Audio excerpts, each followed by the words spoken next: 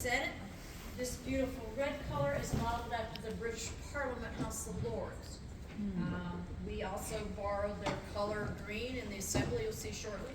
It's a bicameral system of checks and balances. Right now you folks are sitting in the gallery, and by California Constitution, when they're in session, the public is allowed in here. And I think I mentioned earlier, before September, for 5 years, we have not been able to bring our groups in here unless we were in session and we couldn't really interpret. So glad we get to come back in here. We always had our keys, we kept our keys. But I'm glad, because I love the church of this room, and I'm gonna talk about that painting shortly. So down below is called the chambers. So if you are a senator, a family member, the area below here, below you guys, staffers, family members, invited guests are only allowed, but only senators typically on the floor. Occasionally, we do get permission to take groups down there. But take a look at those desks. I think someone was commenting on the desks downstairs. These desks are original to the building from 1869. Now, when I was given a tour to see people from Greece yesterday, that's not that old. But for us Californians. Now, let me tell you a little bit about the legislative calendar. Right now, all the members are working in their district offices. So the legislative calendar is from January to June. July, 1 month summer recess. Can you guys hear me? Yes. Yeah. And then they come back in August through about the first week of September. And that's when they try and pass through all the bills they want to go through this legislative calendar year. And then they gave our Gavin Newsom, our current governor, close to 800 bills. I heard 123 were not signed, were vetoed. And so January 1st, 2026, if you're from California, I'm sure you're going to be studying all the hundreds of new bills. Absolutely. There's a lot. Usually if he vetoes them, or we haven't had a female governor yet, we'll see what happens next year.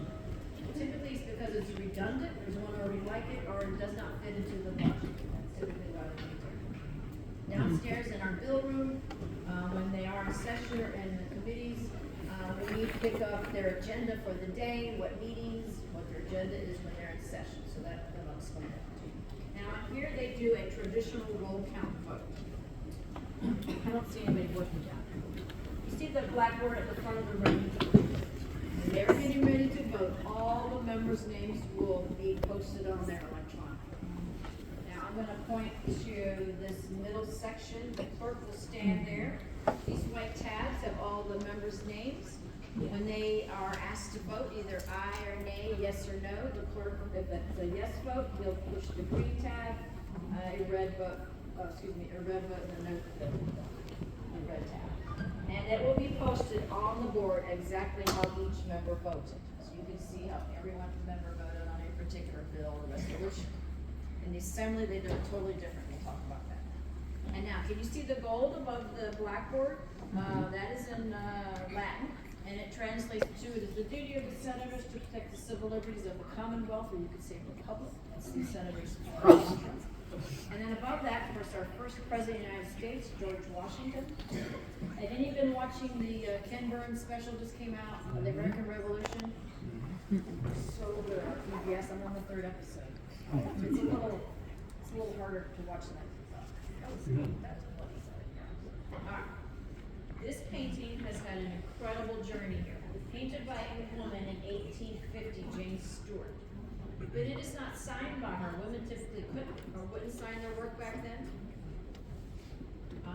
Later in 1850, it takes a 13,000-mile journey here to California. It leaves Boston Harbor on a maiden voyage of the ship named the Tagus. It goes down the East Coast and all the way to Cape Horn, South America. I actually found an article. It was spotted off of Cape Horn.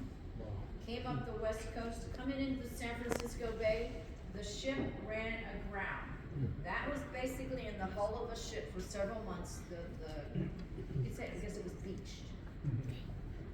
Salvagers went to see what was in the ship. They are quoted as saying when they saw that painting, oh, the likeness of George Washington. And they actually refused payment for saving that painting. Have you heard that? You heard of it? I've never heard that story. Okay, there's more to it.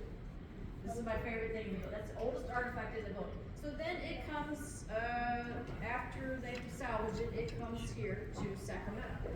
It's hanging in our courthouse downtown, this building's not even started yet. July 13th, 1854, a massive fire breaks out here in Sacramento. Citizens, instead of putting fires out in their own homes and businesses, ran in and saved this painting. So this painting has survived a shipwreck and was pulled from a burning building.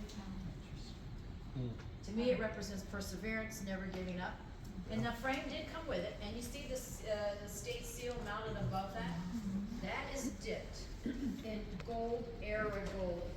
That's the good stuff right there. That's the 1840,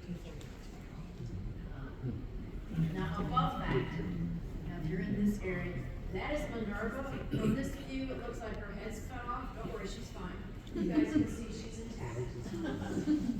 That was made by Michael Casey, one of the lead artists.